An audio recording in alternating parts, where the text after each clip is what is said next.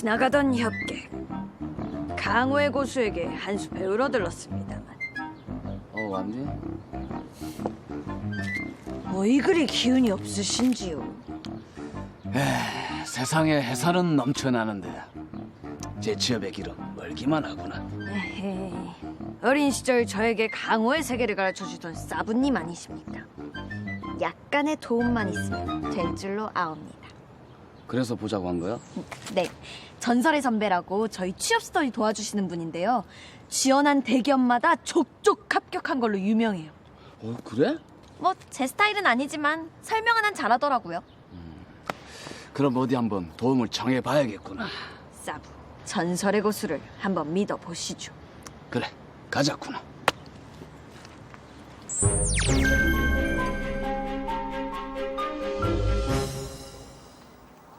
죄송하지만 폐 좀 끼치겠습니다. 네, 다른 사람 부탁도 아니고 다른이 부탁인데요, 뭐. 그럼 오늘은 일반적인 이력서 작성 요령에 대해서 알려드릴게요. 기본적으로는 다른이에게 설명하는 내용과 같고요. 삼촌과 같은 경력직의 경우 특히 주의할 점에 대해서는 설명 중에 다시 말씀드릴게요. 아니 근데 이력서 양식이 뭐 이렇게 많아요?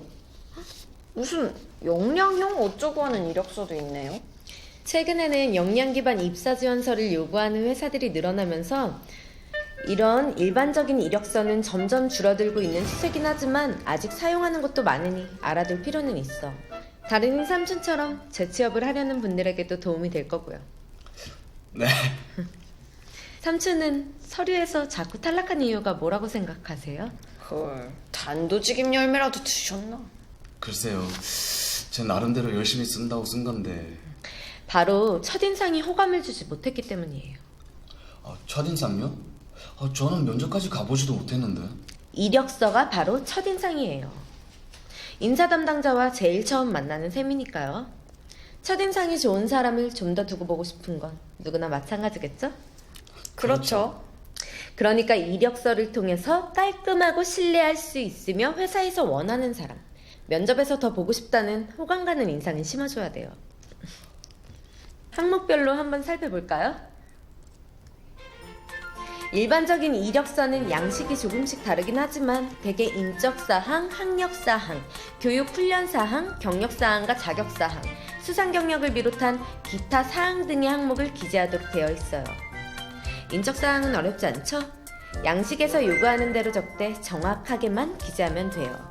주의할 점은 요즘은 다들 사진 찍는데 선수들이니까 셀카나 멋진 사진을 넣으려고 하는데 이력서에서는 공식적인 증명사진을 사용해야 한다는 거예요. 요즘엔 셀카가 훨씬 잘 나오는데.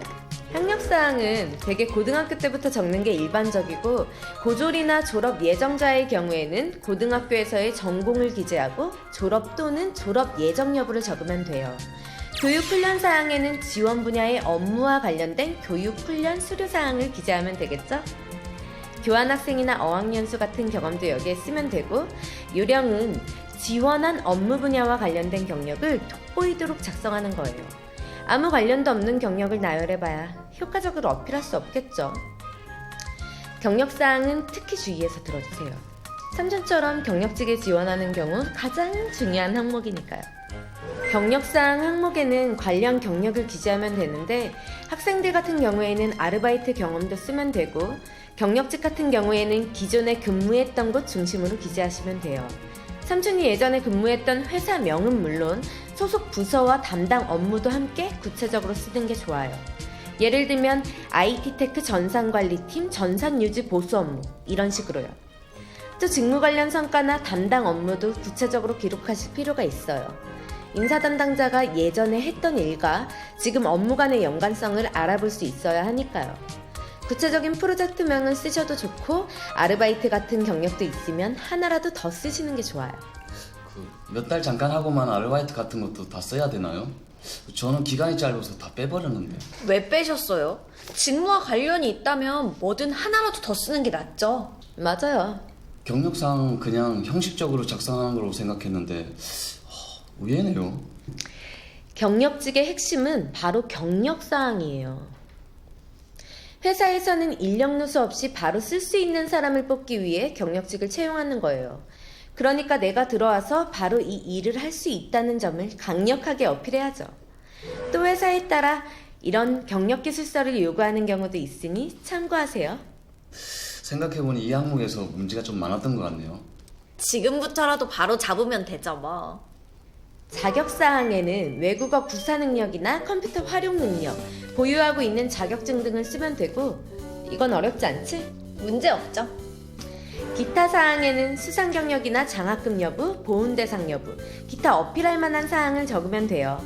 수상 경력 같은 거는 PR의 유용한 수단이니까 있으면 반드시 써놓도록 하고, 수상 일시, 내용, 수여한 기관도 함께 기재해 주시는 게 좋아요.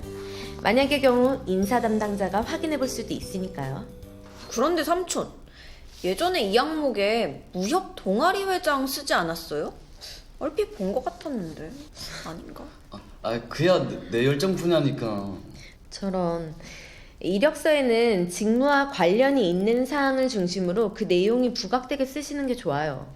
인사 담당자 입장에서는 지원 분야에 적합하고 바로 투입 가능한 사람인지 알아보는 거니까 직무 위주로 어필해야죠. 나의 사랑 무협. 그건 우리 둘만의 추억으로 간직해 두자고요.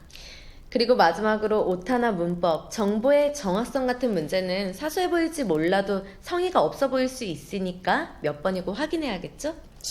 오타 좀 있으면 어때? 다들 인간미가 없어, 인간미가. 취업의 세계선 인간의 정리가 통하지 않거늘.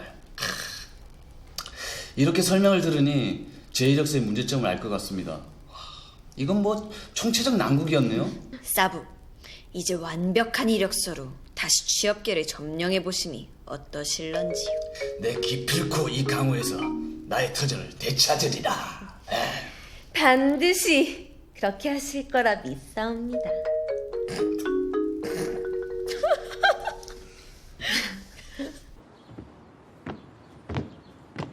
삼촌, 우리 계획 잊지 않았죠? 당연하지.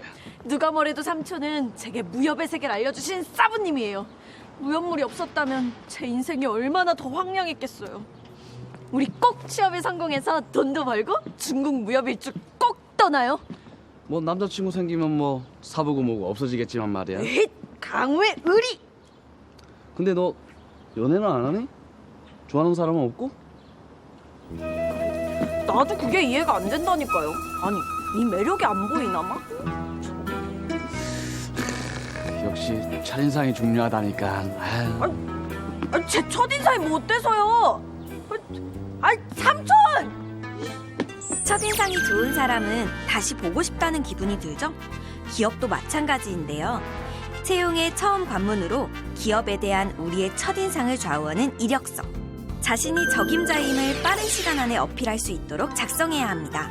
항목별로 요구하는 사항들을 직무와 연관시켜 작성하고 오타, 문법, 메일 주소 같은 정보에 오류는 없는지 사소하지만 중요한 문제들도 반드시 체크해보세요.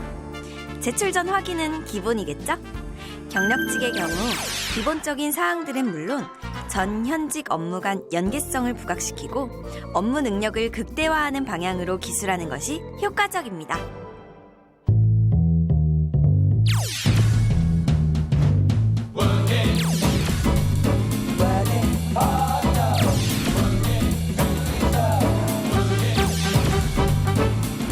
busy, busy, busy.